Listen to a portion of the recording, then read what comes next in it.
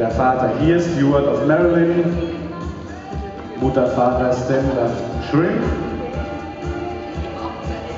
Dieser Hengst wurde bereits 2008 in Hannover gehört.